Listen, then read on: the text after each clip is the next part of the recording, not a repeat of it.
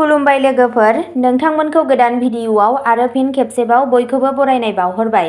आं दिनै नोंथांमोननि सिगाङाव 24 आगस्ट 2024 मायथाइनि सानसेनि फानजामुथिखौ फरायथिनो लादों।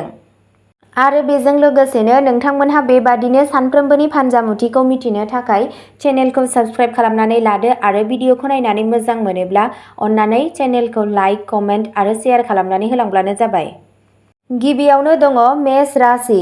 दिनै नोंनि सावस्रिया मोजां जानो थांगासिनो दं।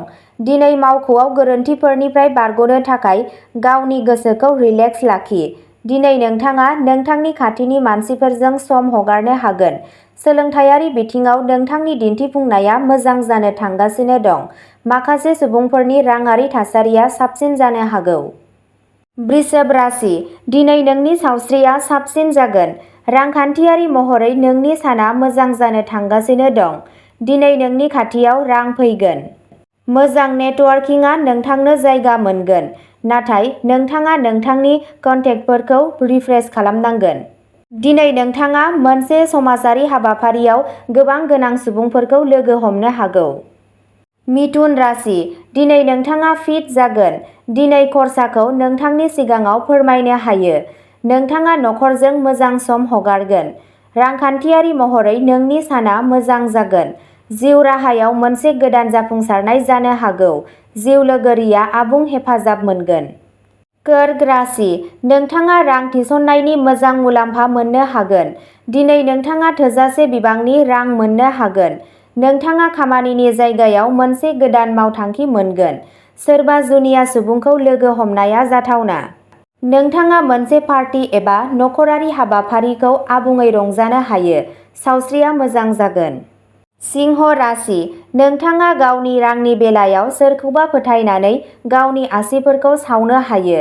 थाब दावबायारिफोरा फिट थानो थाखाय बोथोरखौ जोथोन लानांगौ जायो। दिनै नोंथाङा केरियारजों सोमोन्दो थानाय माखासे मोजां खौरां मोननो हागोन। रांनि थासारिया मोजां जागोन, नाथाय बारायनाय खरसाया नोंथांनि गोसोआरि नारसिनथायखौ बांहोनो हागौ। कन्या राशि। दिनै नोंथाङा ब्याम खालामनायनि आबुं मुलाम्फा मोनगोन। दिनै नोंथाङा दाहारखौ सुख'नो हानाय थासारियाव थानो हागौ। बे आयदायाव माबा मोनसे मोनफुंनो थाखाय दिनै गोबां नाजानायनि गोनांथि जानो हागौ। सम्पथिखौ फाननो नाजानाय सुबुंफोरनि थाखाय साना मोजां जागोन। दिनैनि साना नोंथाङा मा सान्दों बेखौ मावफुंनो थाखाय मोनसे मोजां सान।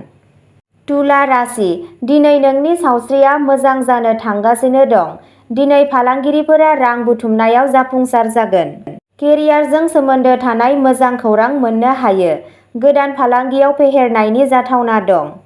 दिनै माखासे सुबुंफोरा आजै-आजौनि सम्पथिखौ उनमोनथाइ महरै मोननो हागौ। दिनै बेलासिसिम नों माबा मोनसे मोजां खौरां मोननो हागोन। वृश्चिक राशि। सावस्रि बिथिङाव फिट थानो थाखाय नोंथांनि नाजानाया जाफुंसारगोन। दिनै सोरबा सासेया मावख'आव हरखाबै जेंनाजों मोगा-मोगि जानांनो हागौ। रांनि बाथ्राफोराव सांग्रां जा। दिनै नोंथाङा रां रैखा खालामनो हागोन। सोरबा लोगो एबा बाहागिया दिनै नोंथांनि न'आव फैनो हागौ आरो सानखौ गोजोनथाव खालामनो हागौ। नोंथाङा दिनै सोलोंथायारि बिथिङाव मोजां दिन्थिफुंगोन। धनु राशि। जायफोरा गाज्रि बोथोरजों मोगा-मोगि जागासिनो दं, बिसोर साबसिन जानो हागौ। दिनै माखासे सुबुंफोरनि दाहारफोरखौ बारहोनो हायो। दिनै नोंथाङा मोनसे गोनांथार आयदायाव सासे बैसो जानाय सुबुंजों सुबुरुन लानो हायो। नोंथांनि रांखान्थियारि थासारिया लोरबां जानो हागौ। दिनै सहरनि बायजोआव दावबायनायनि खाबु दं।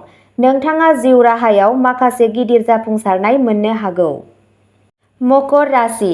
दिनै नों ब्याम खालामनानै बांसिन गोहो मोनगोन। रांखान्थियारि थासारिया साबसिन जागोन। नखरनि सासे सोद्रोमाया गावसोरखौ साबसिन आखु दिन्थिगोन आरो नोंथांखौ गोग्गा होगोन। दिनै नोंथाङा नखरजों मोजां सम बारहोनो हायो। नोंथांनि रांखान्थियारि थासारिया मोजां जागोन। नोंथाङा जिउ राहायाव मोनसे गोदान सिनायथि बानायनो हायो। आरजिनायनि नेरसोनफोर दं। कुम्भ राशि। नोंथाङा जिमाव हाबनो एबा फिटनेस रुटिन नाजावनायनि बादै रायज्लायनो हायो। रांनि थाखाय नोंथाङा गोब्राब खामानि मावनांनो हागौ। जायफोरा गुबुन हादोराव एबा सहरनि बायजोआव फरायनो लुबैयो, बिसोर नखरनि हेफाजाब मोनगोन। सोलोंथायारि बिथिङाव नोंथाङा नोंथांनि साबसिनखौ मावनांगोन। मीन राशि, दिनै नोंथाङा रांखान्थियारि महरै दुखु मोननो हागौ। दिनै नोंथाङा रां बुथुमनो थाखाय गोब्राब नाजानांगोन। नोंथाङा खामानिनि जायगायाव माखासे गोब्राब खामानि मावनो मोननानै गोजोनगोन। नोंथांनि मोजां नोजोरआ न'खौ मोनसे खुसि जायगा बानायनायाव मदद होगोन। फरायसाफोरा गावसोरनि थांखिखौ मोनफुंनो थाखाय मोजाङै साखा-फारा जानांगोन। खुलुमबाय लोगोफोर, नोंथांमोनखौ गोदान भिडिअआव आरो फिन खेबसेबाव बयखौबो बरायनाय बावहरबाय। आं दिनै नोंथांमोननि सिगाङाव 24 आगस्ट 2024 मायथाइनि सानसेनि फानजामुथिखौ फरायथिनो लादों। आरो बेजों लोगोसेनो नोंथांमोनहा बेबादिनो सानफ्रोमबोनि फानजामुथिखौ मिथिनो थाखाय चेनेलखौ साबस्क्राइब खालामनानै लादो आरो भिडिअखौ नायनानै मोजां मोनोब्ला अन्नानै चेनेलखौ लाइक, कमेन्ट आरो शेयार खालामनानै होलांब्लानो जाबाय। गिबियावनो दङ मेष राशि, दिनै नोंनि सावस्रिया मोजां जानो थांगासिनो दं। दिनै मावख'आव गोरोन्थिफोरनिफ्राय बारग'नो थाखाय गावनि गोसोखौ रिलेक्स लाखि। दिनै नोंथाङा नोंथांनि खाथिनि मानसिफोरजों सम हगारनो हागोन। सोलोंथायारि बिथिङाव नोंथांनि दिन्थिफुंनाया मोजां जानो थांगासिनो दं। माखासे सुबुंफोरनि राङारि थासारिया साबसिन जानो हागौ। वृषभ राशि, दिनै नोंनि सावस्रिया साबसिन जागोन। रांखान्थियारि महरै नोंनि साना मोजां जानो थांगासिनो दं। दिनै नोंनि खाथियाव रां फैगोन। मोजां नेटवर्किंआ नोंथांनो जायगा मोनगोन, नाथाय नोंथाङा नोंथांनि कन्टेक्टफोरखौ रिफ्रेश खालामनांगोन। दिनै नोंथाङा मोनसे समाजारि हाबाफारियाव गोबां गोनां सुबुंफोरखौ लोगो हमनो हागौ। मिथुन राशि, दिनै नोंथाङा फिट जागोन। दिनै खरसाखौ नोंथांनि सिगाङाव फोरमायनो हायो। नोंथाङा नखरजों मोजां सम हगारगोन। रांखान्थियारि महरै नोंनि साना मोजां जागोन। जिउ राहायाव मोनसे गोदान जाफुंसारनाय जानो हागौ। जिउ लोगोरिया आबुं हेफाजाब मोनगोन। कर्क राशि, नोंथाङा रां थिसननायनि मोजां मुलाम्फा मोननो हागोन। दिनै नोंथाङा थोजासे बिबांनि रां मोननो हागोन। नोंथाङा खामानिनि जायगायाव मोनसे गोदान मावथांखि मोनगोन। सोरबा जुनिया सुबुंखौ लोगो हमनाया जाथावना। नोंथाङा मोनसे पार्टी एबा नखरारि हाबाफारिखौ आबुङै रंजानो हायो। सावस्रिया मोजां जागोन। सिंह राशि, नोंथाङा गावनि रांनि बेलायाव सोरखौबा फोथायनानै गावनि आसिफोरखौ सावनो हायो। थाब दावबायारिफोरा फिट थानो थाखाय बोथोरखौ जोथोन लानांगौ जायो। दिनै नोंथाङा केरियारजों सोमोन्दो थानाय माखासे मोजां खौरां मोननो हागोन। रांनि थासारिया मोजां जागोन, नाथाय बारायनाय खरसाया नोंथांनि गोसोआरि नारसिनथायखौ बांहोनो हागौ। कन्या राशि, दिनै नोंथाङा ब्याम खालामनायनि आबुं मुलाम्फा मोनगोन। दिनै नोंथाङा दाहारखौ सुख'नो हानाय थासारियाव थानो हागौ। बे आयदायाव माबा मोनसे मोनफुंनो थाखाय दिनै गोबां नाजानायनि गोनांथि जानो हागौ। सम्पथिखौ फाननो नाजानाय सुबुंफोरनि थाखाय साना मोजां जागोन। दिनैनि साना नोंथाङा मा सान्दों बेखौ मावफुंनो थाखाय मोनसे मोजां सान। तुला राशि, दिनै नोंनि सावस्रिया मोजां जानो थांगासिनो दं। दिनै फालांगिरिफोरा रां बुथुमनायाव जाफुंसार जागोन। केरियारजों सोमोन्दो थानाय मोजां खौरां मोननो हायो। गोदान फालांगियाव फेहेरनायनि जाथावना दं। दिनै माखासे सुबुंफोरा आजै-आजौनि सम्पथिखौ उनमोनथाइ महरै मोननो हागौ। दिनै बेलासिसिम नों माबा मोनसे मोजां खौरां मोननो हागोन। वृश्चिक राशि, सावस्रि बिथिङाव फिट थानो थाखाय नोंथांनि नाजानाया जाफुंसारगोन। दिनै सोरबा सासेया मावख'आव हरखाबै जेंनाजों मोगा-मोगि जानांनो हागौ। रांनि बाथ्राफोराव सांग्रां जा। दिनै नोंथाङा रां रैखा खालामनो हागोन। सोरबा लोगो एबा बाहागिया दिनै नोंथांनि न'आव फैनो हागौ आरो सानखौ गोजोनथाव खालामनो हागौ। नोंथाङा दिनै सोलोंथायारि बिथिङाव मोजां दिन्थिफुंगोन। धनु राशि, जायफोरा गाज्रि बोथोरजों मोगा-मोगि जागासिनो दं बिसोर साबसिन जानो हागौ। दिनै माखासे सुबुंफोरनि दाहारफोरखौ बारहोनो हायो। दिनै नोंथाङा मोनसे गोनांथार आयदायाव सासे बैसो जानाय सुबुंजों सुबुरुन लानो हायो। नोंथांनि रांखान्थियारि थासारिया लोरबां जानो हागौ। दिनै सहरनि बायजोआव दावबायनायनि खाबु दं। नोंथाङा जिउ राहायाव माखासे गिदिर जाफुंसारनाय मोननो हागौ। मकर राशि, दिनै नों ब्याम खालामनानै बांसिन गोहो मोनगोन। रांखान्थियारि थासारिया साबसिन जागोन।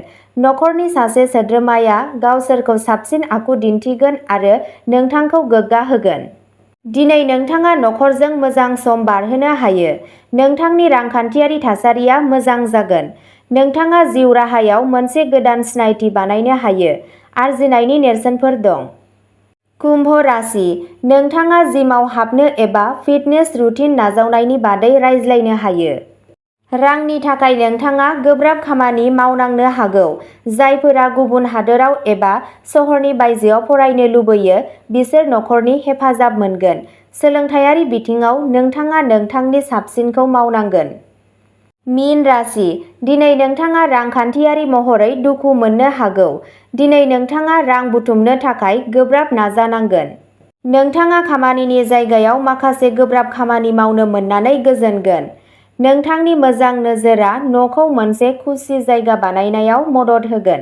फरायसाफोरा गावसोरनि थांखिखौ मोनफुंनो थाखाय मोजाङै साखा-फारा जानांगोन। खुलुमबाय लोगोफोर, नोंथांमोनखौ गोदान भिडिअआव आरो फिन खेबसेबाव बयखौबो बरायनाय बावहरबाय। आं दिनै नोंथांमोननि सिगाङाव 24 आगस्ट 2023 मायथाइनि सानसेनि फानजामुथिखौ फरायथिनो लादों। आरो बेजों लोगोसेनो नोंथांमोनहा बेबादिनो सानफ्रोमबोनि फानजामुथिखौ मिथिनो थाखाय चेनेलखौ साबस्क्राइब खालामनानै लादो आरो भिडिअखौ नायनानै मोजां मोनोब्ला अन्नानै चेनेलखौ लाइक, कमेन्ट आरो शेयार खालामनानै होलांब्लानो जाबाय। गिबियावनो दङ मेष राशि, दिनै नोंनि सावस्रिया मोजां जानो थांगासिनो दं। दिनै मावख'आव गोरोन्थिफोरनिफ्राय बारग'नो थाखाय गावनि गोसोखौ रिलेक्स लाखि। दिनै नोंथाङा नोंथांनि खाथिनि मानसिफोरजों सम हगारनो हागोन। सोलोंथायारि बिथिङाव नोंथांनि दिन्थिफुंनाया मोजां जानो थांगासिनो दं। माखासे सुबुंफोरनि राङारि थासारिया साबसिन जानो हागौ। वृषभ राशि, दिनै नोंनि सावस्रिया साबसिन जागोन। रांखान्थियारि महरै नोंनि साना मोजां जानो थांगासिनो दं। दिनै नोंनि खाथियाव रां फैगोन। मोजां नेटवर्किंआ नोंथांनो जायगा मोनगोन, नाथाय नोंथाङा नोंथांनि कन्टेक्टफोरखौ रिफ्रेश खालामनांगोन। दिनै नोंथाङा मोनसे समाजारि हाबाफारियाव गोबां गोनां सुबुंफोरखौ लोगो हमनो हागौ। मिथुन राशि, दिनै नोंथाङा फिट जागोन। दिनै खरसाखौ नोंथांनि सिगाङाव फोरमायनो हायो। नोंथाङा नखरजों मोजां सम हगारगोन। रांखान्थियारि महरै नोंनि साना मोजां जागोन। जिउ राहायाव मोनसे गोदान जाफुंसारनाय जानो हागौ। जिउ लोगोरिया आबुं हेफाजाब मोनगोन। कर्क राशि, नोंथाङा रां थिसननायनि मोजां मुलाम्फा मोननो हागोन। दिनै नोंथाङा थोजासे बिबांनि रां मोननो हागोन। नोंथाङा खामानिनि जायगायाव मोनसे गोदान मावथांखि मोनगोन। सोरबा जुनिया सुबुंखौ लोगो हमनाया जाथावना। नोंथाङा मोनसे पार्टी एबा नखरारि हाबाफारिखौ आबुङै रंजानो हायो। सावस्रिया मोजां जागोन। सिंह राशि, नोंथाङा गावनि रांनि बेलायाव सोरखौबा फोथायनानै गावनि आसिफोरखौ सावनो हायो। थाब दावबायारिफोरा फिट थानो थाखाय बोथोरखौ जोथोन लानांगौ जायो। दिनै नोंथाङा केरियारजों सोमोन्दो थानाय माखासे मोजां खौरां मोननो हागोन। रांनि थासारिया मोजां जागोन, नाथाय बारायनाय खरसाया नोंथांनि गोसोआरि नारसिनथायखौ बांहोनो हागौ। कन्या राशि, दिनै नोंथाङा ब्याम खालामनायनि आबुं मुलाम्फा मोनगोन। दिनै नोंथाङा दाहारखौ सुख'नो हानाय थासारियाव थानो हागौ। बे आयदायाव माबा मोनसे मोनफुंनो थाखाय दिनै गोबां नाजानायनि गोनांथि जानो हागौ। सम्पथिखौ फाननो नाजानाय सुबुंफोरनि थाखाय साना मोजां जागोन। दिनैनि साना नोंथाङा मा सान्दों बेखौ मावफुंनो थाखाय मोनसे मोजां सान। तुला राशि, दिनै नोंनि सावस्रिया मोजां जानो थांगासिनो दं। दिनै फालांगिरिफोरा रां बुथुमनायाव जाफुंसार जागोन। केरियारजों सोमोन्दो थानाय मोजां खौरां मोननो हायो। गोदान फालांगियाव फेहेरनायनि जाथावना दं। दिनै माखासे सुबुंफोरा आजै-आजौनि सम्पथिखौ उनमोनथाइ महरै मोननो हागौ। दिनै बेलासिसिम नों माबा मोनसे मोजां खौरां मोननो हागोन। वृश्चिक राशि, सावस्रि बिथिङाव फिट थानो थाखाय नोंथांनि नाजानाया जाफुंसारगोन। दिनै सोरबा सासेया मावख'आव हरखाबै जेंनाजों मोगा-मोगि जानांनो हागौ। रांनि बाथ्राफोराव सांग्रां जा। दिनै नोंथाङा रां रैखा खालामनो हागोन। सोरबा लोगो एबा बाहागिया दिनै नोंथांनि न'आव फैनो हागौ आरो सानखौ गोजोनथाव खालामनो हागौ। नोंथाङा दिनै सोलोंथायारि बिथिङाव मोजां दिन्थिफुंगोन। धनु राशि, जायफोरा गाज्रि बोथोरजों मोगा-मोगि जागासिनो दं बिसोर साबसिन जानो हागौ। दिनै माखासे सुबुंफोरनि दाहारफोरखौ बारहोनो हायो। दिनै नोंथाङा मोनसे गोनांथार आयदायाव सासे बैसो जानाय सुबुंजों सुबुरुन लानो हायो। नोंथांनि रांखान्थियारि थासारिया लोरबां जानो हागौ। दिनै सहरनि बायजोआव दावबायनायनि खाबु दं। नोंथाङा जिउ राहायाव माखासे गिदिर जाफुंसारनाय मोननो हागौ। मकर राशि, दिनै नों ब्याम खालामनानै बांसिन गोहो मोनगोन। रांखान्थियारि थासारिया साबसिन जागोन। नखरनि सासे सोद्रोमाया गावसोरखौ साबसिन आखु दिन्थिगोन आरो नोंथांखौ गोग्गा होगोन। दिनै नोंथाङा नखरजों मोजां सम बारहोनो हायो। नोंथांनि रांखान्थियारि थासारिया मोजां जागोन। नोंथाङा जिउ राहायाव मोनसे गोदान सिनायथि बानायनो हायो। आरजिनायनि नेरसोनफोर दं। कुम्भ राशि, नोंथाङा जिमाव हाबनो एबा फिटनेस रुटिन नाजावनायनि बादै रायज्लायनो हायो। रांनि थाखाय नोंथाङा गोब्राब खामानि मावनांनो हागौ। जायफोरा गुबुन हादोराव एबा सहरनि बायजोआव फरायनो लुबैयो बिसोर नखरनि हेफाजाब मोनगोन। सोलोंथायारि बिथिङाव नोंथाङा नोंथांनि साबसिनखौ मावनांगोन। मीन राशि, दिनै नोंथाङा रांखान्थियारि महरै दुखु मोननो हागौ। दिनै नोंथाङा रां बुथुमनो थाखाय गोब्राब नाजानांगोन। नोंथाङा खामानिनि जायगायाव माखासे गोब्राब खामानि मावनो मोननानै गोजोनगोन। नोंथांनि मोजां नोजोरआ न'खौ मोनसे खुसि जायगा बानायनायाव मदद होगोन। फरायसाफोरा गावसोरनि थांखिखौ मोनफुंनो थाखाय मोजाङै साखा-फारा जानांगोन। खुलुमबाय लोगोफोर, नोंथांमोनखौ गोदान भिडिअ'आव आरो फिन खेबसेबाव बयखौबो बरायनाय बावहरबाय। आं दिनै नोंथांमोननि सिगाङाव 24 आगस्ट 2024 मायथाइनि सानसेनि फान्जामुथिखौ फरायथिनो लादों। आरो बेजों लोगोसेनो नोंथांमोनहा बेबादिनो सानफ्रोमबोनि फान्जामुथिखौ मिथिनो थाखाय चेनेलखौ साबस्क्राइब खालामनानै लादो आरो भिडिअ'खौ नायनानै मोजां मोनोब्ला अन्नानै चेनेलखौ लाइक, कमेन्ट आरो शेयार खालामनानै होलांब्लानो जाबाय। गिबियावनो दङ मेष राशि, दिनै नोंनि सावस्रिया मोजां जानो थांगासिनो दं। दिनै मावख'आव गोरोन्थिफोरनिफ्राय बारग'नो थाखाय गावनि गोसोखौ रिलेक्स लाखि। दिनै नोंथाङा नोंथांनि खाथिनि मानसिफोरजों सम हगारनो हागोन। सोलोंथायारि बिथिङाव नोंथांनि दिन्थिफुंनाया मोजां जानो थांगासिनो दं। माखासे सुबुंफोरनि राङारि थासारिया साबसिन जानो हागौ। वृषभ राशि, दिनै नोंनि सावस्रिया साबसिन जागोन। रांखान्थियारि महरै नोंनि साना मोजां जानो थांगासिनो दं। दिनै नोंनि खाथियाव रां फैगोन। मोजां नेटवर्किंआ नोंथांनो जायगा मोनगोन। नाथाय नोंथाङा नोंथांनि कन्टेक्टफोरखौ रिफ्रेश खालामनांगोन। दिनै नोंथाङा मोनसे समाजारि हाबाफारियाव गोबां गोनां सुबुंफोरखौ लोगो हमनो हागौ। मिथुन राशि, दिनै नोंथाङा फिट जागोन। दिनै खरसाखौ नोंथांनि सिगाङाव फोरमायनो हायो। नोंथाङा नखरजों मोजां सम हगारगोन। रांखान्थियारि महरै नोंनि साना मोजां जागोन। जिउ राहायाव मोनसे गोदान जाफुंसारनाय जानो हागौ। जिउ लोगोरिया आबुं हेफाजाब मोनगोन। कर्क राशि, नोंथाङा रां थिसननायनि मोजां मुलाम्फा मोननो हागोन। दिनै नोंथाङा थोजासे बिबांनि रां मोननो हागोन। नोंथाङा खामानिनि जायगायाव मोनसे गोदान मावथांखि मोनगोन। सोरबा जुनिया सुबुंखौ लोगो हमनाया जाथावना। नोंथाङा मोनसे पार्टी एबा नखरारि हाबाफारिखौ आबुङै रंजानो हायो। सावस्रिया मोजां जागोन। सिंह राशि, नोंथाङा गावनि रांनि बेलायाव सोरखौबा फोथायनानै गावनि आसिफोरखौ सावनो हायो।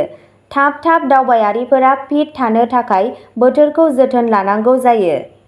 दिनै नोंथाङा केरियारजों सोमोन्दो थानाय माखासे मोजां खौरां मोननो हागोन। रांनि थासारिया मोजां जागोन। नाथाय बारायनाय खरसाया नोंथांनि गोसोआरि नारसिनथायखौ बांहोनो हागौ। कन्या राशि, दिनै नोंथाङा ब्याम खालामनायनि आबुं मुलाम्फा मोनगोन। दिनै नोंथाङा दाहारखौ सुख'नो हानाय थासारियाव थानो हागौ। बे आयदायाव माबा मोनसे मोनफुंनो थाखाय दिनै गोबां नाजानायनि गोनांथि जानो हागौ। सम्पथिखौ फाननो नाजानाय सुबुंफोरनि थाखाय साना मोजां जागोन। दिनैनि साना नोंथाङा मा सान्दों बेखौ मावफुंनो थाखाय मोनसे मोजां सान। तुला राशि, दिनै नोंनि सावस्रिया मोजां जानो थांगासिनो दं। दिनै फालांगिरिफोरा रां बुथुमनायाव जाफुंसार जागोन। केरियारजों सोमोन्दो थानाय मोजां खौरां मोननो हायो। गोदान फालांगियाव फेहेरनायनि जाथावना दं। दिनै माखासे सुबुंफोरा आजै-आजौनि सम्पथिखौ उनमोनथाइ महरै मोननो हागौ। दिनै बेलासिसिम नों माबा मोनसे मोजां खौरां मोननो हागोन। वृश्चिक राशि, सावस्रि बिथिङाव फिट थानो थाखाय नोंथांनि नाजानाया जाफुंसारगोन। दिनै सोरबा सासेया मावख'आव हरखाबै जेंनाजों मोगा-मोगि जानांनो हागौ। रांनि बाथ्राफोराव सांग्रां जा। दिनै नोंथाङा रां रैखा खालामनो हागोन। सोरबा लोगो एबा बाहागिया दिनै नोंथांनि न'आव फैनो हागौ आरो सानखौ गोजोनथाव खालामनो हागौ। नोंथाङा दिनै सोलोंथायारि बिथिङाव मोजां दिन्थिफुंगोन। धनु राशि, जायफोरा गाज्रि बोथोरजों मोगा-मोगि जागासिनो दं बिसोर साबसिन जानो हागौ। दिनै माखासे सुबुंफोरनि दाहारफोरखौ बारहोनो हायो। दिनै नोंथाङा मोनसे गोनांथार आयदायाव सासे बैसो जानाय सुबुंजों सुबुरुन लानो हायो। नोंथांनि रांखान्थियारि थासारिया लोरबां जानो हागौ।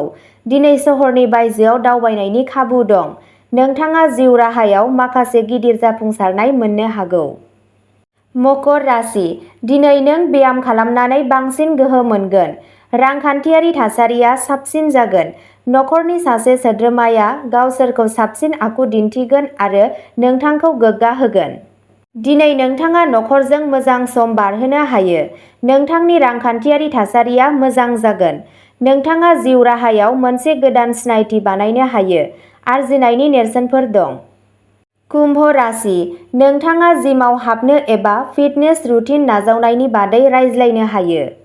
रांनि थाखाय नोंथाङा गोब्राब खामानि मावनांनो हागौ। जायफोरा गुबुन हादोराव एबा सहरनि बायजोआव फरायनो लुबैयो बिसोर नखरनि हेफाजाब मोनगोन। सोलोंथायारि बिथिङाव नोंथाङा नोंथांनि साबसिनखौ मावनांगोन। मीन राशि, दिनै नोंथाङा रांखान्थियारि महरै दुखु मोननो हागौ। दिनै नोंथाङा रां बुथुमनो थाखाय गोब्राब नाजानांगोन। नोंथाङा खामानिनि जायगायाव माखासे गोब्राब खामानि मावनो मोननानै गोजोनगोन। नोंथांनि मोजां नोजोरआ न'खौ मोनसे खुसि जायगा बानायनायाव मदद होगोन। फरायसाफोरा गावसोरनि थांखिखौ मोनफुंनो थाखाय मोजाङै साखा-फारा जानांगोन। खुलुमबाय लोगोफोर, नोंथांमोनखौ गोदान भिडिअ'आव आरो फिन खेबसेबाव बयखौबो बरायनाय बावहरबाय। आं दिनै नोंथांमोननि सिगाङाव 24 आगस्ट 2023 मायथाइनि सानसेनि फान्जामुथिखौ फरायथिनो लादों। आरो बेजों लोगोसेनो नोंथांमोनहा बेबादिनो सानफ्रोमबोनि फान्जामुथिखौ मिथिनो थाखाय चेनेलखौ साबस्क्राइब खालामनानै लादो आरो भिडिअ'खौ नायनानै मोजां मोनोब्ला अन्नानै चेनेलखौ लाइक, कमेन्ट आरो शेयार खालामनानै होलांब्लानो जाबाय। गिबियावनो दङ मेष राशि, दिनै नोंनि सावस्रिया मोजां जानो थांगासिनो दं। दिनै मावख'आव गोरोन्थिफोरनिफ्राय बारग'नो थाखाय गावनि गोसोखौ रिलेक्स लाखि। दिनै नोंथाङा नोंथांनि खाथिनि मानसिफोरजों सम हगारनो हागोन। सोलोंथायारि बिथिङाव नोंथांनि दिन्थिफुंनाया मोजां जानो थांगासिनो दं। माखासे सुबुंफोरनि राङारि थासारिया साबसिन जानो हागौ। वृषभ राशि, दिनै नोंनि सावस्रिया साबसिन जागोन। रांखान्थियारि महरै नोंनि साना मोजां जानो थांगासिनो दं। दिनै नोंनि खाथियाव रां फैगोन। मोजां नेटवर्किंआ नोंथांनो जायगा मोनगोन। नाथाय नोंथाङा नोंथांनि कन्टेक्टफोरखौ रिफ्रेश खालामनांगोन। दिनै नोंथाङा मोनसे समाजारि हाबाफारियाव गोबां गोनां सुबुंफोरखौ लोगो हमनो हागौ। मिथुन राशि, दिनै नोंथाङा फिट जागोन। दिनै खरसाखौ नोंथांनि सिगाङाव फोरमायनो हायो। नोंथाङा नखरजों मोजां सम हगारगोन। रांखान्थियारि महरै नोंनि साना मोजां जागोन। जिउ राहायाव मोनसे गोदान जाफुंसारनाय जानो हागौ। जिउ लोगोरिया आबुं हेफाजाब मोनगोन। कर्क राशि, नोंथाङा रां थिसननायनि मोजां मुलाम्फा मोननो हागोन। दिनै नोंथाङा थोजासे बिबांनि रां मोननो हागोन। नोंथाङा खामानिनि जायगायाव मोनसे गोदान मावथांखि मोनगोन। सोरबा जुनिया सुबुंखौ लोगो हमनाया जाथावना। नोंथाङा मोनसे पार्टी एबा नखरारि हाबाफारिखौ आबुङै रंजानो हायो। सावस्रिया मोजां जागोन। सिंह राशि, नोंथाङा गावनि रांनि बेलायाव सोरखौबा फोथायनानै गावनि आसिफोरखौ सावनो हायो। थाब दावबायारिफोरा फिट थानो थाखाय बोथोरखौ जोथोन लानांगौ जायो। दिनै नोंथाङा केरियारजों सोमोन्दो थानाय माखासे मोजां खौरां मोननो हागोन। रांनि थासारिया मोजां जागोन। नाथाय बारायनाय खरसाया नोंथांनि गोसोआरि नारसिनथायखौ बांहोनो हागौ। कन्या राशि, दिनै नोंथाङा ब्याम खालामनायनि आबुं मुलाम्फा मोनगोन। दिनै नोंथाङा दाहारखौ सुख'नो हानाय थासारियाव थानो हागौ। बे आयदायाव माबा मोनसे मोनफुंनो थाखाय दिनै गोबां नाजानायनि गोनांथि जानो हागौ। सम्पथिखौ फाननो नाजानाय सुबुंफोरनि थाखाय साना मोजां जागोन। दिनैनि साना नोंथाङा मा सान्दों बेखौ मावफुंनो थाखाय मोनसे मोजां सान। तुला राशि, दिनै नोंनि सावस्रिया मोजां जानो थांगासिनो दं। दिनै फालांगिरिफोरा रां बुथुमनायाव जाफुंसार जागोन। केरियारजों सोमोन्दो थानाय मोजां खौरां मोननो हायो। गोदान फालांगियाव फेहेरनायनि जाथावना दं। दिनै माखासे सुबुंफोरा आजै-आजौनि सम्पथिखौ उनमोनथाइ महरै मोननो हागौ। दिनै बेलासिसिम नों माबा मोनसे मोजां खौरां मोननो हागोन। वृश्चिक राशि, सावस्रि बिथिङाव फिट थानो थाखाय नोंथांनि नाजानाया जाफुंसारगोन। दिनै सोरबा सासेया मावख'आव हरखाबै जेंनाजों मोगा-मोगि जानांनो हागौ। रांनि बाथ्राफोराव सांग्रां जा। दिनै नोंथाङा रां रैखा खालामनो हागोन। सोरबा लोगो एबा बाहागिया दिनै नोंथांनि न'आव फैनो हागौ आरो सानखौ गोजोनथाव खालामनो हागौ। नोंथाङा दिनै सोलोंथायारि बिथिङाव मोजां दिन्थिफुंगोन। धनु राशि, जायफोरा गाज्रि बोथोरजों मोगा-मोगि जागासिनो दं, बिसोर साबसिन जानो हागौ। दिनै माखासे सुबुंफोरनि दाहारफोरखौ बारहोनो हायो। दिनै नोंथाङा मोनसे गोनांथार आयदायाव सासे बैसो जानाय सुबुंजों सुबुरुन लानो हायो। नोंथांनि रांखान्थियारि थासारिया लोरबां जानो हागौ। दिनै सहरनि बायजोआव दावबायनायनि खाबु दं। नोंथाङा जिउ राहायाव माखासे गिदिर जाफुंसारनाय मोननो हागौ। मकर राशि, दिनै नों ब्याम खालामनानै बांसिन गोहो मोनगोन। रांखान्थियारि थासारिया साबसिन जागोन। नखरनि सासे सोद्रोमाया गावसोरखौ साबसिन आखु दिन्थिगोन आरो नोंथांखौ गोग्गा होगोन। दिनै नोंथाङा नखरजों मोजां सम बारहोनो हायो। नोंथांनि रांखान्थियारि थासारिया मोजां जागोन। नोंथाङा जिउ राहायाव मोनसे गोदान सिनायथि बानायनो हायो।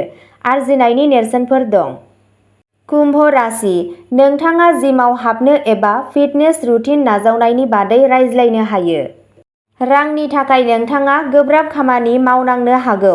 जायफोरा गुबुन हादोराव एबा सहरनि बायजोआव फरायनो लुबैयो, बिसोर नखरनि हेफाजाब मोनगोन। सोलोंथायारि बिथिङाव नोंथाङा नोंथांनि साबसिनखौ मावनांगोन।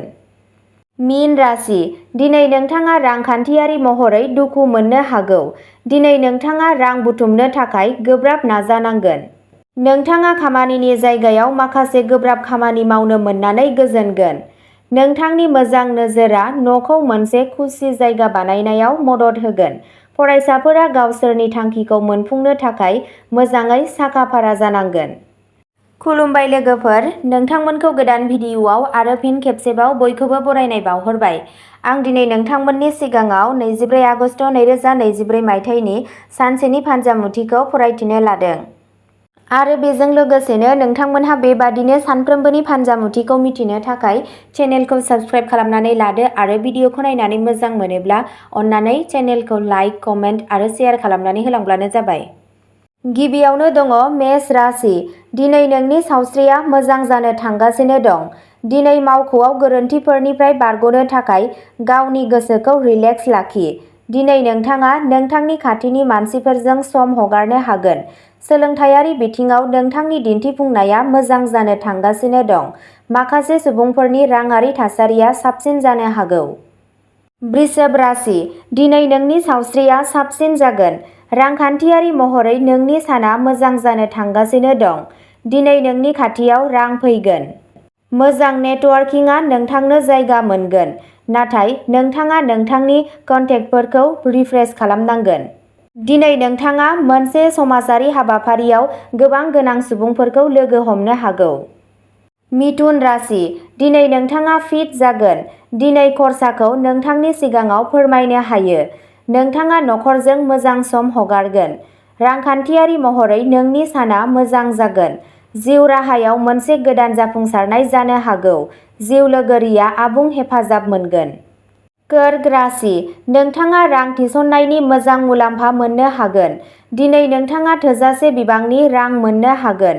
नोंथाङा खामानिनि जायगायाव मोनसे गोदान मावथांखि मोनगोन। सोरबा जुनिया सुबुंखौ लोगो हमनाया जाथावना। नोंथाङा मोनसे पार्टी एबा नखरारि हाबाफारिखौ आबुङै रंजानो हायो। सावस्रिया मोजां जागोन। सिंह राशि, नोंथाङा गावनि रांनि बेलायाव सोरखौबा फोथायनानै गावनि आसिफोरखौ सावनो हायो। थाब दावबायारिफोरा फिट थानो थाखाय बोथोरखौ जोथोन लानांगौ जायो। दिनै नोंथाङा केरियारजों सोमोन्दो थानाय माखासे मोजां खौरां मोननो हागोन। रांनि थासारिया मोजां जागोन, नाथाय बारायनाय खरसाया नोंथांनि गोसोआरि नारसिनथायखौ बांहोनो हागौ। कन्या राशि, दिनै नोंथाङा ब्याम खालामनायनि आबुं मुलाम्फा मोनगोन। दिनै नोंथाङा दाहारखौ सुख'नो हानाय थासारियाव थानो हागौ। बे आयदायाव माबा मोनसे मोनफुंनो थाखाय दिनै गोबां नाजानायनि गोनांथि जानो हागौ। सम्पथिखौ फाननो नाजानाय सुबुंफोरनि थाखाय साना मोजां जागोन। दिनैनि साना नोंथाङा मा सान्दों बेखौ मावफुंनो थाखाय मोनसे मोजां सान। तुला राशि, दिनै नोंनि सावस्रिया मोजां जानो थांगासिनो दं। दिनै फालांगिरिफोरा रां बुथुमनायाव जाफुंसार जागोन। केरियारजों सोमोन्दो थानाय मोजां खौरां मोननो हायो। गोदान फालांगियाव फेहेरनायनि जाथावना दं। दिनै माखासे सुबुंफोरा आजै-आजौनि सम्पथिखौ उनमोनथाइ महरै मोननो हागौ। दिनै बेलासिसिम नों माबा मोनसे मोजां खौरां मोननो हागोन। वृश्चिक राशि, सावस्रि बिथिङाव फिट थानो थाखाय नोंथांनि नाजानाया जाफुंसारगोन। दिनै सोरबा सासेया मावख'आव हरखाबै जेंनाजों मोगा-मोगि जानांनो हागौ। रांनि बाथ्राफोराव सांग्रां जा। दिनै नोंथाङा रां रैखा खालामनो हागोन। सोरबा लोगो एबा बाहागिया दिनै नोंथांनि न'आव फैनो हागौ आरो सानखौ गोजोनथाव खालामनो हागौ। नोंथाङा दिनै सोलोंथायारि बिथिङाव मोजां दिन्थिफुंगोन। धनु राशि, जायफोरा गाज्रि बोथोरजों मोगा-मोगि जागासिनो दं बिसोर साबसिन जानो हागौ। दिनै माखासे सुबुंफोरनि दाहारफोरखौ बारहोनो हायो। दिनै नोंथाङा मोनसे गोनांथार आयदायाव सासे बैसो जानाय सुबुंजों सुबुरुन लानो हायो। नोंथांनि रांखान्थियारि थासारिया लोरबां जानो हागौ। दिनै सहरनि बायजोआव दावबायनायनि खाबु दं। नोंथाङा जिउ राहायाव माखासे गिदिर जाफुंसारनाय मोननो हागौ। मकर राशि, दिनै नों ब्याम खालामनानै बांसिन गोहो मोनगोन। रांखान्थियारि थासारिया साबसिन जागोन। नखरनि सासे सोद्रोमाया गावसोरखौ साबसिन आखु दिन्थिगोन आरो नोंथांखौ गोग्गा होगोन। दिनै नोंथाङा नखरजों मोजां सम बारहोनो हायो। नोंथांनि रांखान्थियारि थासारिया मोजां जागोन।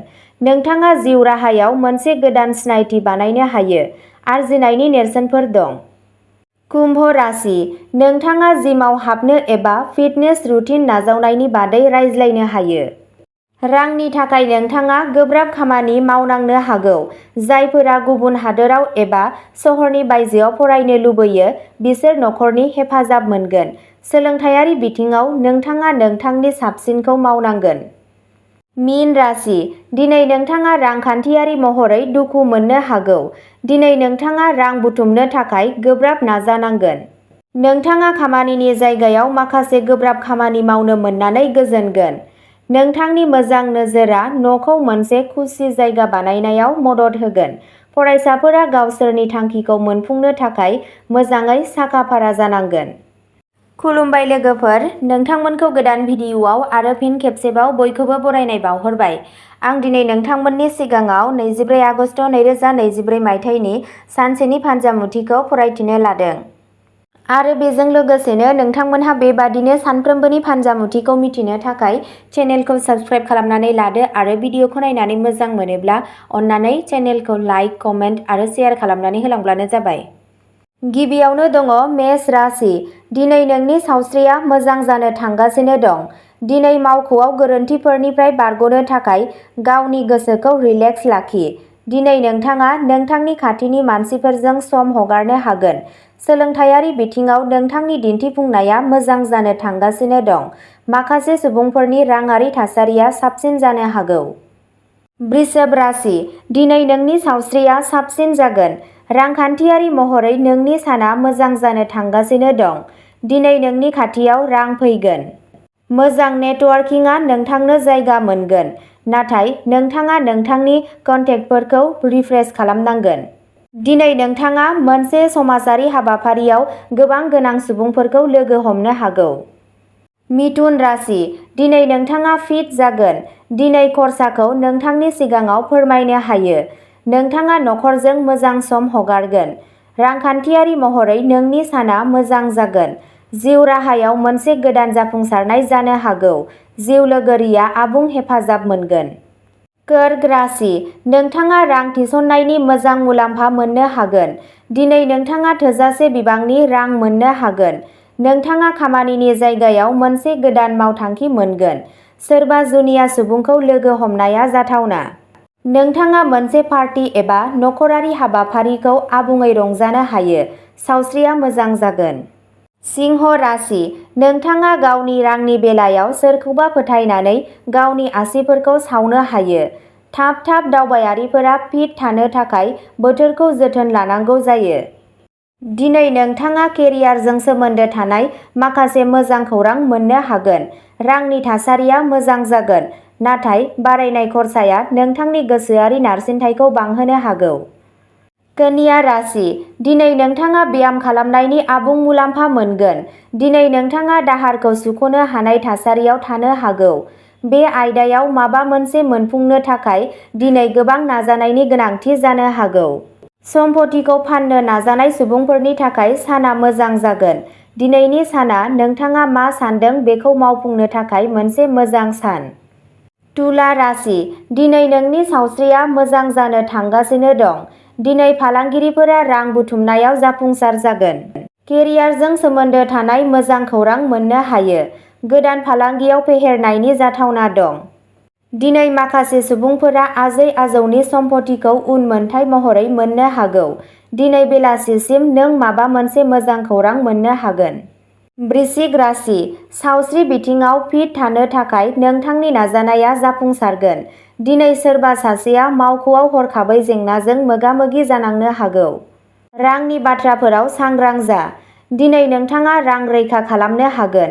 सोरबा लोगो एबा बाहागिया दिनै नोंथांनि न'आव फैनो हागौ आरो सानखौ गोजोनथाव खालामनो हागौ। नोंथाङा दिनै सोलोंथायारि बिथिङाव मोजां दिन्थिफुंगोन।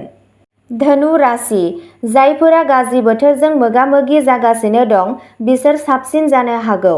दिनै माखासे सुबुंफोरनि दाहारफोरखौ बारहोनो हायो।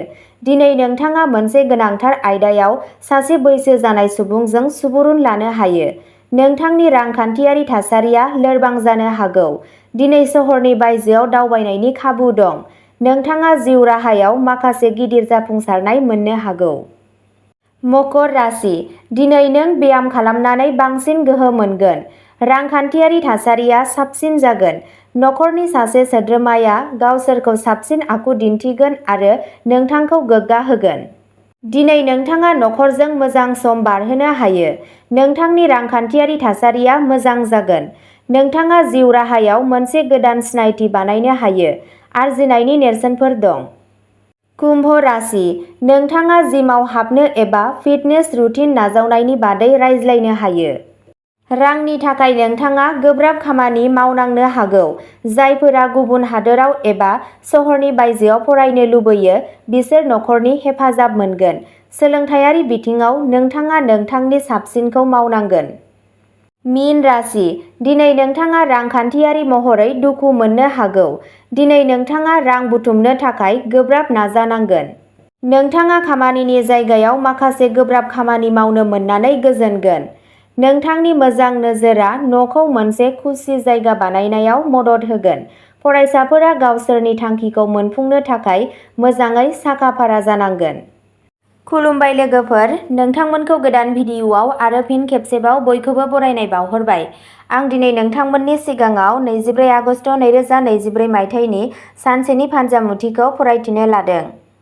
आरो बेजों लोगोसेनो नोंथांमोनहा बेबादिनो सानफ्रोमबोनि फानजामुथिखौ मिथिनो थाखाय चेनेलखौ साबस्क्राइब खालामनानै लादो आरो भिडिअ'खौ नायनानै मोजां मोनोब्ला अन्नानै चेनेलखौ लाइक, कमेन्ट आरो शेयार खालामनानै होलांब्लानो जाबाय।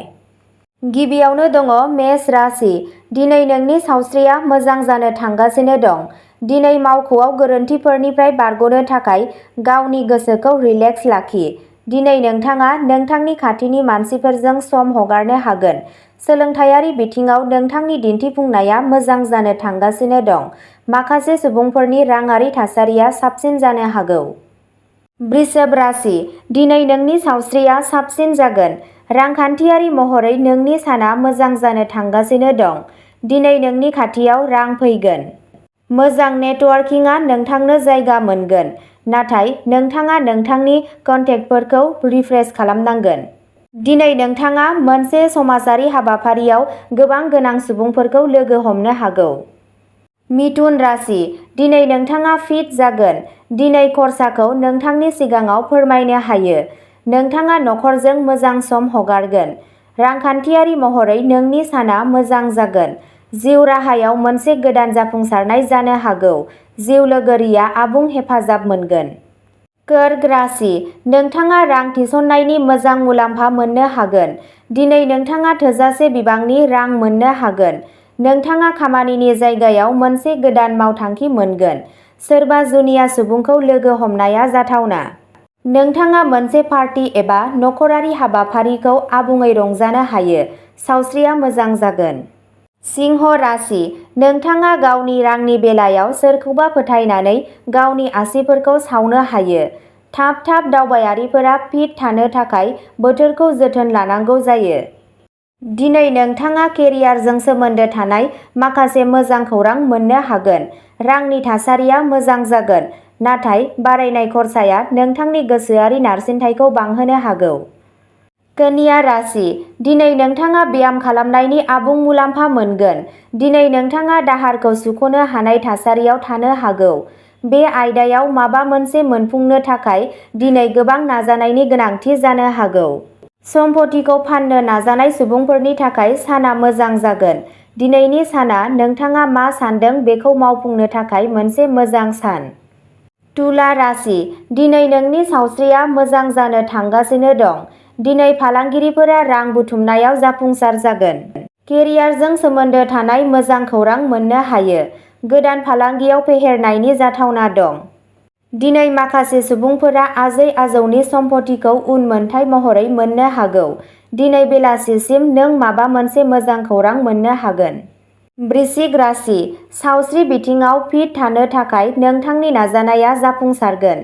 दिनै सोरबा सासेया मावख'आव हरखाबै जेंनाजों मोगा-मोगि जानांनो हागौ। रांनि बाथ्राफोराव सांग्रां जा। दिनै नोंथाङा रां रैखा खालामनो हागोन। सोरबा लोगो एबा बाहागिया दिनै नोंथांनि न'आव फैनो हागौ आरो सानखौ गोजोनथाव खालामनो हागौ। नोंथाङा दिनै सोलोंथायारि बिथिङाव मोजां दिन्थिफुंगोन। धनु राशि, जायफोरा गाज्रि बोथोरजों मोगा-मोगि जागासिनो दं बिसोर साबसिन जानो हागौ। दिनै माखासे सुबुंफोरनि दाहारफोरखौ बारहोनो हायो।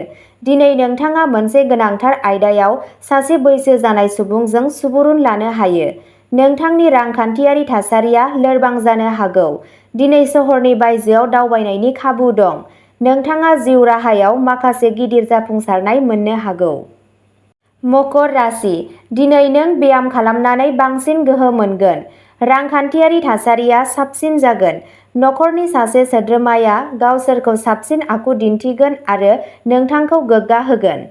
दिनै नोंथाङा नखरजों मोजां सम बारहोनो हायो। नोंथांनि रांखान्थियारि थासारिया मोजां जागोन। नोंथाङा जिउ राहायाव मोनसे गोदान सिनायथि बानायनो हायो। आरजिनायनि नेरसोनफोर दं। कुम्भ राशि, नोंथाङा जिमाव हाबनो एबा फिटनेस रुटिन नाजावनायनि बादै रायज्लायनो हायो। रांनि थाखाय नोंथाङा गोब्राब खामानि मावनांनो हागौ। जायफोरा गुबुन हादोराव एबा सहरनि बायजोआव फरायनो लुबैयो बिसोर नखरनि हेफाजाब मोनगोन। सोलोंथायारि बिथिङाव नोंथाङा नोंथांनि साबसिनखौ मावनांगोन। मीन राशि, दिनै नोंथाङा रांखान्थियारि महरै दुखु मोननो हागौ। दिनै नोंथाङा रां बुथुमनो थाखाय गोब्राब नाजानांगोन। नोंथाङा खामानिनि जायगायाव माखासे गोब्राब खामानि मावनो मोननानै गोजोनगोन। नोंथांनि मोजां नोजोरआ न'खौ मोनसे खुसि जायगा बानायनायाव मदद होगोन। फरायसाफोरा गावसोरनि थांखिखौ मोनफुंनो थाखाय मोजाङै साखा-फारा जानांगोन। खुलुमबाय लोगोफोर, नोंथांमोनखौ गोदान भिडिअ'आव आरो फिन खेबसेबाव बयखौबो बरायनाय बावहरबाय। आं दिनै नोंथांमोननि सिगाङाव 24 आगस्ट 2024 मायथाइनि सानसेनि फान्जामुथिखौ फरायथिनो लादों। आरो बेजों लोगोसेनो नोंथांमोनहा बेबादिनो सानफ्रोमबोनि फान्जामुथिखौ मिथिनो थाखाय चेनेलखौ साबस्क्राइब खालामनानै लादो आरो भिडिअ'खौ नायनानै मोजां मोनोब्ला अन्नानै चेनेलखौ लाइक, कमेन्ट आरो शेयार खालामनानै होलांब्लानो जाबाय। गिबियावनो दङ मेष राशि, दिनै नोंनि सावस्रिया मोजां जानो थांगासिनो दं। दिनै मावख'आव गोरोन्थिफोरनिफ्राय बारग'नो थाखाय गावनि गोसोखौ रिलेक्स लाखि। दिनै नोंथाङा नोंथांनि खाथिनि मानसिफोरजों सम हगारनो हागोन। सोलोंथायारि बिथिङाव नोंथांनि दिन्थिफुंनाया मोजां जानो थांगासिनो दं। माखासे सुबुंफोरनि राङारि थासारिया साबसिन जानो हागौ। वृषभ राशि, दिनै नोंनि सावस्रिया साबसिन जागोन। रांखान्थियारि महरै नोंनि साना मोजां जानो थांगासिनो दं। दिनै नोंनि खाथियाव रां फैगोन।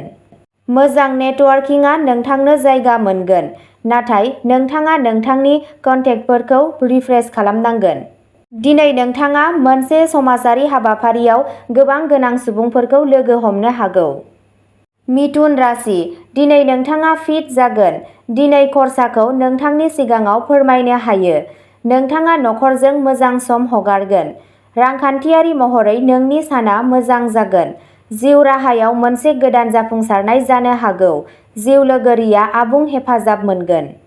कर्क राशि, नोंथाङा रां थिसननायनि मोजां मुलाम्फा मोननो हागोन। दिनै नोंथाङा थोजासे बिबांनि रां मोननो हागोन। नोंथाङा खामानिनि जायगायाव मोनसे गोदान मावथांखि मोनगोन। सोरबा जुनिया सुबुंखौ लोगो हमनाया जाथावना। नोंथाङा मोनसे पार्टी एबा नखरारि हाबाफारिखौ आबुङै रंजानो हायो। सावस्रिया मोजां जागोन। सिंह राशि, नोंथाङा गावनि रांनि बेलायाव सोरखौबा फोथायनानै गावनि आसिफोरखौ सावनो हायो। थाब दावबायारिफोरा फिट थानो थाखाय बोथोरखौ जोथोन लानांगौ जायो। दिनै नोंथाङा केरियारजों सोमोन्दो थानाय माखासे मोजां खौरां मोननो हागोन। रांनि थासारिया मोजां जागोन, नाथाय बारायनाय खरसाया नोंथांनि गोसोआरि नारसिनथायखौ बांहोनो हागौ। कन्या राशि, दिनै नोंथाङा ब्याम खालामनायनि आबुं मुलाम्फा मोनगोन। दिनै नोंथाङा दाहारखौ सुख'नो हानाय थासारियाव थानो हागौ। बे आयदायाव माबा मोनसे मोनफुंनो थाखाय दिनै गोबां नाजानायनि गोनांथि जानो हागौ। सम्पथिखौ फाननो नाजानाय सुबुंफोरनि थाखाय साना मोजां जागोन। दिनैनि साना नोंथाङा मा सान्दों बेखौ मावफुंनो थाखाय मोनसे मोजां सान। तुला राशि, दिनै नोंनि सावस्रिया मोजां जानो थांगासिनो दं। दिनै फालांगिरिफोरा रां बुथुमनायाव जाफुंसार जागोन। केरियारजों सोमोन्दो थानाय मोजां खौरां मोननो हायो। गोदान फालांगियाव फेहेरनायनि जाथावना दं। दिनै माखासे सुबुंफोरा आजै-आजौनि सम्पथिखौ उनमोनथाइ महरै मोननो हागौ। दिनै बेलासिसिम नों माबा मोनसे मोजां खौरां मोननो हागोन। वृश्चिक राशि, सावस्रि बिथिङाव फिट थानो थाखाय नोंथांनि नाजानाया जाफुंसारगोन। दिनै सोरबा सासेया मावख'आव हरखाबै जेंनाजों मोगा-मोगि जानांनो हागौ। रांनि बाथ्राफोराव सांग्रां जा। दिनै नोंथाङा रां रैखा खालामनो हागोन। सोरबा लोगो एबा बाहागिया दिनै नोंथांनि न'आव फैनो हागौ आरो सानखौ गोजोनथाव खालामनो हागौ। नोंथाङा दिनै सोलोंथायारि बिथिङाव मोजां दिन्थिफुंगोन। धनु राशि, जायफोरा गाज्रि बोथोरजों मोगा-मोगि जागासिनो दं बिसोर साबसिन जानो हागौ।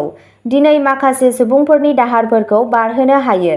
दिनै नोंथाङा मोनसे गोनांथार आयदायाव सासे बैसो जानाय सुबुंजों सुबुरुन लानो हायो।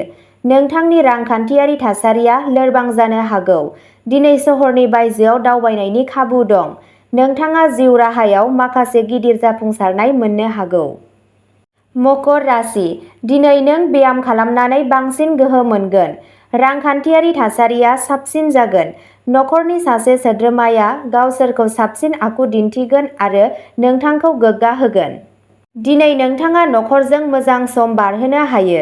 नोंथांनि रांखान्थियारि थासारिया मोजां जागोन। नोंथाङा जिउ राहायाव मोनसे गोदान सिनायथि बानायनो हायो। आरजिनायनि नेरसोनफोर दं। कुम्भ राशि, नोंथाङा जिमाव हाबनो एबा फिटनेस रुटिन नाजावनायनि बादै रायज्लायनो हायो। रांनि थाखाय नोंथाङा गोब्राब खामानि मावनांनो हागौ। जायफोरा गुबुन हादोराव एबा सहरनि बायजोआव फरायनो लुबैयो बिसोर नखरनि हेफाजाब मोनगोन। सोलोंथायारि बिथिङाव नोंथाङा नोंथांनि साबसिनखौ मावनांगोन। मीन राशि, दिनै नोंथाङा रांखान्थियारि महरै दुखु मोननो हागौ। दिनै नोंथाङा रां बुथुमनो थाखाय गोब्राब नाजानांगोन। नोंथाङा खामानिनि जायगायाव माखासे गोब्राब खामानि मावनो मोननानै गोजोनगोन। नोंथांनि मोजां नोजोरआ न'खौ मोनसे खुसि जायगा बानायनायाव मदद होगोन। फरायसाफोरा गावसोरनि थांखिखौ मोनफुंनो थाखाय मोजाङै साखा-फारा जानांगोन।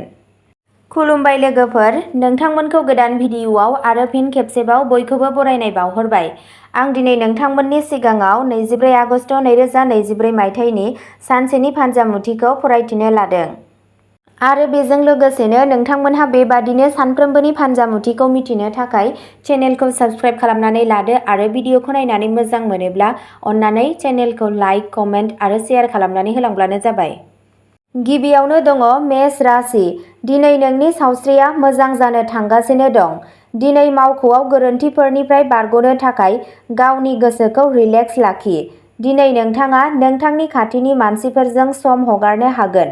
सोलोंथायारि बिथिङाव नोंथांनि दिन्थिफुंनाया मोजां जानो थांगासिनो दं। माखासे सुबुंफोरनि राङारि थासारिया साबसिन जानो हागौ। वृषभ राशि, दिनै नोंनि सावस्रिया साबसिन जागोन। रांखान्थियारि महरै नोंनि साना मोजां जानो थांगासिनो दं। दिनै नोंनि खाथियाव रां फैगोन। मोजां नेटवर्किंआ नोंथांनो जायगा मोनगोन, नाथाय नोंथाङा नोंथांनि कन्टेक्टफोरखौ रिफ्रेश खालामनांगोन। दिनै नोंथाङा मोनसे समाजारि हाबाफारियाव गोबां गोनां सुबुंफोरखौ लोगो हमनो हागौ। मिथुन राशि, दिनै नोंथाङा फिट जागोन। दिनै खरसाखौ नोंथांनि सिगाङाव फोरमायनो हायो। नोंथाङा नखरजों मोजां सम हगारगोन। रांखान्थियारि महरै नोंनि साना मोजां जागोन। जिउ राहायाव मोनसे गोदान जाफुंसारनाय जानो हागौ। जिउ लोगोरिया आबुं हेफाजाब मोनगोन। कर्क राशि, नोंथाङा रां थिसननायनि मोजां मुलाम्फा मोननो हागोन। दिनै नोंथाङा थोजासे बिबांनि रां मोननो हागोन। नोंथाङा खामानिनि जायगायाव मोनसे गोदान मावथांखि मोनगोन। सोरबा जुनिया सुबुंखौ लोगो हमनाया जाथावना। नोंथाङा मोनसे पार्टी एबा नखरारि हाबाफारिखौ आबुङै रंजानो हायो। सावस्रिया मोजां जागोन। सिंह राशि, नोंथाङा गावनि रांनि बेलायाव सोरखौबा फोथायनानै गावनि आसिफोरखौ सावनो हायो। थाब दावबायारिफोरा फिट थानो थाखाय बोथोरखौ जोथोन लानांगौ जायो। दिनै नोंथाङा केरियारजों सोमोन्दो थानाय माखासे मोजां खौरां मोननो हागोन। रांनि थासारिया मोजां जागोन, नाथाय बारायनाय खरसाया नोंथांनि गोसोआरि नारसिनथायखौ बांहोनो हागौ। कन्या राशि, दिनै नोंथाङा ब्याम खालामनायनि आबुं मुलाम्फा मोनगोन। दिनै नोंथाङा दाहारखौ सुख'नो हानाय थासारियाव थानो हागौ। बे आयदायाव माबा मोनसे मोनफुंनो थाखाय दिनै गोबां नाजानायनि गोनांथि जानो हागौ। सम्पथिखौ फान्नो नाजानाय सुबुंफोरनि थाखाय साना मोजां जागोन। दिनैनि साना नोंथाङा मा सान्दों बेखौ मावफुंनो थाखाय मोनसे मोजां सान। तुला राशि, दिनै नोंनि सावस्रिया मोजां जानो थांगासिनो दं। दिनै फालांगिरिफोरा रां बुथुमनायाव जाफुंसार जागोन। केरियारजों सोमोन्दो थानाय मोजां खौरां मोननो हायो। गोदान फालांगियाव फेहेरनायनि जाथावना दं। दिनै माखासे सुबुंफोरा आजै-आजौनि सम्पथिखौ उनमोनथाइ महरै मोननो हागौ। दिनै बेलासिसिम नों माबा मोनसे मोजां खौरां मोननो हागोन। वृश्चिक राशि, सावस्रि बिथिङाव फिट थानो थाखाय नोंथांनि नाजानाया जाफुंसारगोन। दिनै सोरबा सासेया मावख'आव हरखाबै जेंनाजों मोगा-मोगि जानांनो हागौ। रांनि बाथ्राफोराव सांग्रां जा। दिनै नोंथाङा रां रैखा खालामनो हागोन। सोरबा लोगो एबा बाहागिया दिनै नोंथांनि न'आव फैनो हागौ आरो सानखौ गोजोनथाव खालामनो हागौ। नोंथाङा दिनै सोलोंथायारि बिथिङाव मोजां दिन्थिफुंगोन। धनु राशि, जायफोरा गाज्रि बोथोरजों मोगा-मोगि जागासिनो दं बिसोर साबसिन जानो हागौ। दिनै माखासे सुबुंफोरनि दाहारफोरखौ बारहोनो हायो। दिनै नोंथाङा मोनसे गोनांथार आयदायाव सासे बैसो जानाय सुबुंजों सुबुरुन लानो हायो। नोंथांनि रांखान्थियारि थासारिया लोरबां जानो हागौ। दिनै सहरनि बायजोआव दावबायनायनि खाबु दं। नोंथाङा जिउ राहायाव माखासे गिदिर जाफुंसारनाय मोननो हागौ। मकर राशि, दिनै नों ब्याम खालामनानै बांसिन गोहो मोनगोन। रांखान्थियारि थासारिया साबसिन जागोन। नखरनि सासे सोद्रोमाया गावसोरखौ साबसिन आखु दिन्थिगोन आरो नोंथांखौ गोग्गा होगोन। दिनै नोंथाङा नखरजों मोजां सम बारहोनो हायो। नोंथांनि रांखान्थियारि थासारिया मोजां जागोन। नोंथाङा जिउ राहायाव मोनसे गोदान सिनायथि बानायनो हायो। आरजिनायनि नेरसोनफोर दं। कुम्भ राशि, नोंथाङा जिमाव हाबनो एबा फिटनेस रुटिन नाजावनायनि बादै रायज्लायनो हायो। रांनि थाखाय नोंथाङा गोब्राब खामानि मावनांनो हागौ। जायफोरा गुबुन हादोराव एबा सहरनि बायजोआव फरायनो लुबैयो बिसोर नखरनि हेफाजाब मोनगोन। सोलोंथायारि बिथिङाव नोंथाङा नोंथांनि साबसिनखौ मावनांगोन। मीन राशि, दिनै नोंथाङा रांखान्थियारि महरै दुखु मोननो हागौ।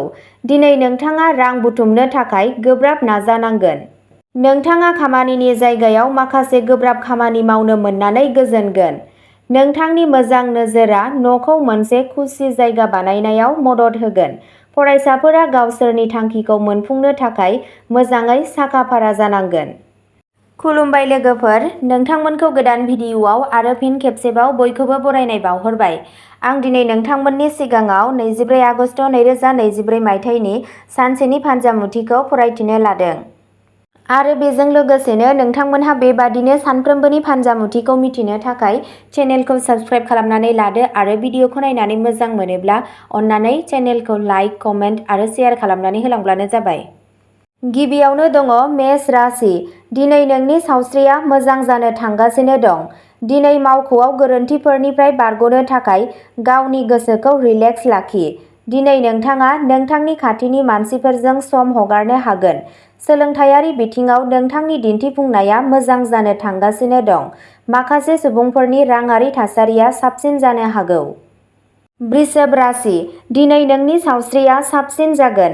रांखान्थियारि महरै नोंनि साना मोजां जानो थांगासिनो दं। दिनै नोंनि खाथियाव रां फैगोन। मोजां नेटवर्किंआ नोंथांनो जायगा मोनगोन, नाथाय नोंथाङा नोंथांनि कन्टेक्टफोरखौ रिफ्रेश खालामनांगोन। दिनै नोंथाङा मोनसे समाजारि हाबाफारियाव गोबां गोनां सुबुंफोरखौ लोगो हमनो हागौ। मिथुन राशि, दिनै नोंथाङा फिट जागोन। दिनै खरसाखौ नोंथांनि सिगाङाव फोरमायनो हायो। नोंथाङा नखरजों मोजां सम हगारगोन। रांखान्थियारि महरै नोंनि साना मोजां जागोन। जिउ राहायाव मोनसे गोदान जाफुंसारनाय जानो हागौ। जिउ लोगोरिया आबुं हेफाजाब मोनगोन। कर्क राशि, नोंथाङा रां थिसननायनि मोजां मुलाम्फा मोननो हागोन। दिनै नोंथाङा थोजासे बिबांनि रां मोननो हागोन। नोंथाङा खामानिनि जायगायाव मोनसे गोदान मावथांखि मोनगोन। सोरबा जुनिया सुबुंखौ लोगो हमनाया जाथावना। नोंथाङा मोनसे पार्टी एबा नखरारि हाबाफारिखौ आबुङै रंजानो हायो। सावस्रिया मोजां जागोन। सिंह राशि, नोंथाङा गावनि रांनि बेलायाव सोरखौबा फोथायनानै गावनि आसिफोरखौ सावनो हायो। थाब दावबायारिफोरा फिट थानो थाखाय बोथोरखौ जोथोन लानांगौ जायो। दिनै नोंथाङा केरियारजों सोमोन्दो थानाय माखासे मोजां खौरां मोननो हागोन। रांनि थासारिया मोजां जागोन, नाथाय बारायनाय खरसाया नोंथांनि गोसोआरि नारसिनथायखौ बांहोनो हागौ। कन्या राशि, दिनै नोंथाङा ब्याम खालामनायनि आबुं मुलाम्फा मोनगोन। दिनै नोंथाङा दाहारखौ सुख'नो हानाय थासारियाव थानो हागौ। बे आयदायाव माबा मोनसे मोनफुंनो थाखाय दिनै गोबां नाजानायनि गोनांथि जानो हागौ। सम्पथिखौ फाननो नाजानाय सुबुंफोरनि थाखाय साना मोजां जागोन। दिनैनि साना नोंथाङा मा सान्दों बेखौ मावफुंनो थाखाय मोनसे मोजां सान। तुला राशि, दिनै नोंनि सावस्रिया मोजां जानो थांगासिनो दं। दिनै फालांगिरिफोरा रां बुथुमनायाव जाफुंसार जागोन। केरियारजों सोमोन्दो थानाय मोजां खौरां मोननो हायो। गोदान फालांगियाव फेहेरनायनि जाथावना दं। दिनै माखासे सुबुंफोरा आजै-आजौनि सम्पथिखौ उनमोनथाइ महरै मोननो हागौ। दिनै बेलासिसिम नों माबा मोनसे मोजां खौरां मोननो हागोन। वृश्चिक राशि, सावस्रि बिथिङाव फिट थानो थाखाय नोंथांनि नाजानाया जाफुंसारगोन। दिनै सोरबा सासेया मावख'आव हरखाबै जेंनाजों मोगा-मोगि जानांनो हागौ। रांनि बाथ्राफोराव सांग्रां जा। दिनै नोंथाङा रां रैखा खालामनो हागोन। सोरबा लोगो एबा बाहागिया दिनै नोंथांनि न'आव फैनो हागौ आरो सानखौ गोजोनथाव खालामनो हागौ। नोंथाङा दिनै सोलोंथायारि बिथिङाव मोजां दिन्थिफुंगोन। धनु राशि, जायफोरा गाज्रि बोथोरजों मोगा-मोगि जागासिनो दं बिसोर साबसिन जानो हागौ। दिनै माखासे सुबुंफोरनि दाहारफोरखौ बारहोनो हायो। दिनै नोंथाङा मोनसे गोनांथार आयदायाव सासे बैसो जानाय सुबुंजों सुबुरुन लानो हायो। नोंथांनि रांखान्थियारि थासारिया लोरबां जानो हागौ। दिनै सहरनि बायजोआव दावबायनायनि खाबु दं। नोंथाङा जिउ राहायाव माखासे गिदिर जाफुंसारनाय मोननो हागौ। मकर राशि, दिनै नों ब्याम खालामनानै बांसिन गोहो मोनगोन। रांखान्थियारि थासारिया साबसिन जागोन। नखरनि सासे सोद्रोमाया गावसोरखौ साबसिन आखु दिन्थिगोन आरो नोंथांखौ गोग्गा होगोन। दिनै नोंथाङा नखरजों मोजां सम बारहोनो हायो। नोंथांनि रांखान्थियारि थासारिया मोजां जागोन। नोंथाङा जिउ राहायाव मोनसे गोदान सिनायथि बानायनो हायो। आरजिनायनि नेरसोनफोर दं। कुम्भ राशि, नोंथाङा जिमाव हाबनो एबा फिटनेस रुटिन नाजावनायनि बादै रायज्लायनो हायो। रांनि थाखाय नोंथाङा गोब्राब खामानि मावनांनो हागौ। जायफोरा गुबुन हादोराव एबा सहरनि बायजोआव फरायनो लुबैयो बिसोर नखरनि हेफाजाब मोनगोन। सोलोंथायारि बिथिङाव नोंथाङा नोंथांनि साबसिनखौ मावनांगोन। मीन राशि, दिनै नोंथाङा रांखान्थियारि महरै दुखु मोननो हागौ। दिनै नोंथाङा रां बुथुमनो थाखाय गोब्राब नाजानांगोन।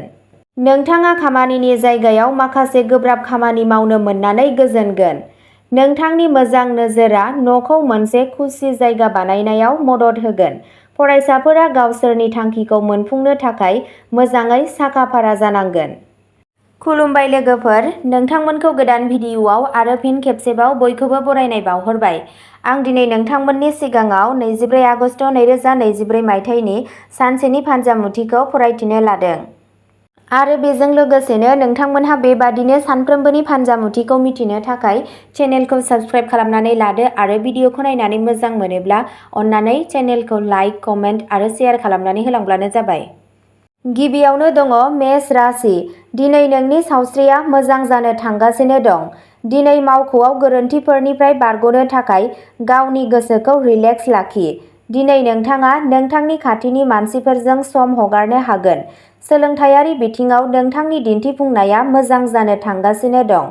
माखासे सुबुंफोरनि राङारि थासारिया साबसिन जानो हागौ। वृषभ राशि।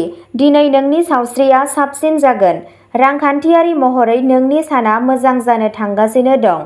दिनै नोंनि खाथियाव रां फैगोन। मोजां नेटवर्किंआ नोंथांनो जायगा मोनगोन, नाथाय नोंथाङा नोंथांनि कन्टेक्टफोरखौ रिफ्रेश खालामनांगोन। दिनै नोंथाङा मोनसे समाजारि हाबाफारियाव गोबां गोनां सुबुंफोरखौ लोगो हमनो हागौ। मिथुन राशि। दिनै नोंथाङा फिट जागोन। दिनै खरसाखौ नोंथांनि सिगाङाव फोरमायनो हायो। नोंथाङा नखरजों मोजां सम हगारगोन। रांखान्थियारि महरै नोंनि साना मोजां जागोन। जिउ राहायाव मोनसे गोदान जाफुंसारनाय जानो हागौ। जिउ लोगोरिया आबुं हेफाजाब मोनगोन। कर्क राशि। नोंथाङा रां थिसननायनि मोजां मुलाम्फा मोननो हागोन। दिनै नोंथाङा थोजासे बिबांनि रां मोननो हागोन। नोंथाङा खामानिनि जायगायाव मोनसे गोदान मावथांखि मोनगोन। सोरबा जुनिया सुबुंखौ लोगो हमनाया जाथावना। नोंथाङा मोनसे पार्टी एबा नखरारि हाबाफारिखौ आबुङै रंजानो हायो। सावस्रिया मोजां जागोन। सिंह राशि। नोंथाङा गावनि रांनि बेलायाव सोरखौबा फोथायनानै गावनि आसिफोरखौ सावनो हायो। थाब दावबायारिफोरा फिट थानो थाखाय बोथोरखौ जोथोन लानांगौ जायो।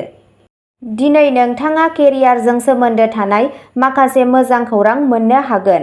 रांनि थासारिया मोजां जागोन, नाथाय बारायनाय खरसाया नोंथांनि गोसोआरि नारसिनथायखौ बांहोनो हागौ। कन्या राशि। दिनै नोंथाङा ब्याम खालामनायनि आबुं मुलाम्फा मोनगोन। दिनै नोंथाङा दाहारखौ सुख'नो हानाय थासारियाव थानो हागौ। बे आयदायाव माबा मोनसे मोनफुंनो थाखाय दिनै गोबां नाजानायनि गोनांथि जानो हागौ। सम्पथिखौ फाननो नाजानाय सुबुंफोरनि थाखाय साना मोजां जागोन। दिनैनि साना नोंथाङा मा सान्दों बेखौ मावफुंनो थाखाय मोनसे मोजां सान। तुला राशि। दिनै नोंनि सावस्रिया मोजां जानो थांगासिनो दं। दिनै फालांगिरिफोरा रां बुथुमनायाव जाफुंसार जागोन। केरियारजों सोमोन्दो थानाय मोजां खौरां मोननो हायो। गोदान फालांगियाव फेहेरनायनि जाथावना दं।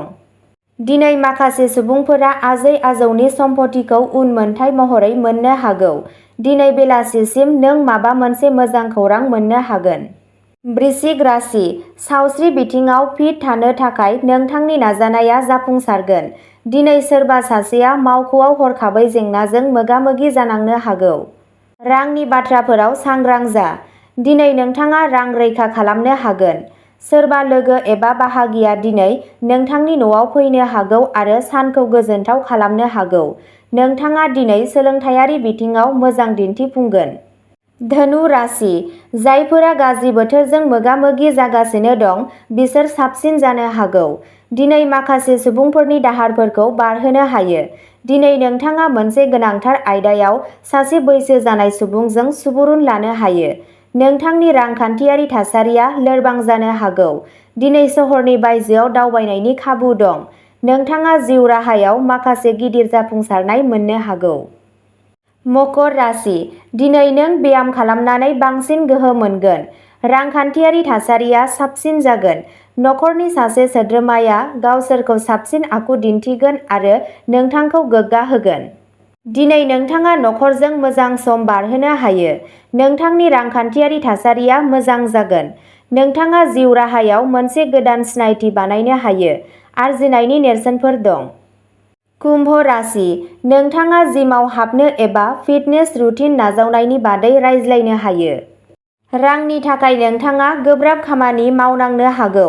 जायफोरा गुबुन हादोराव एबा सहरनि बायजोआव फरायनो लुबैयो, बिसोर नखरनि हेफाजाब मोनगोन। सोलोंथायारि बिथिङाव नोंथाङा नोंथांनि साबसिनखौ मावनांगोन। मीन राशि। दिनै नोंथाङा रांखान्थियारि महरै दुखु मोननो हागौ। दिनै नोंथाङा रां बुथुमनो थाखाय गोब्राब नाजानांगोन। नोंथाङा खामानिनि जायगायाव माखासे गोब्राब खामानि मावनो मोननानै गोजोनगोन।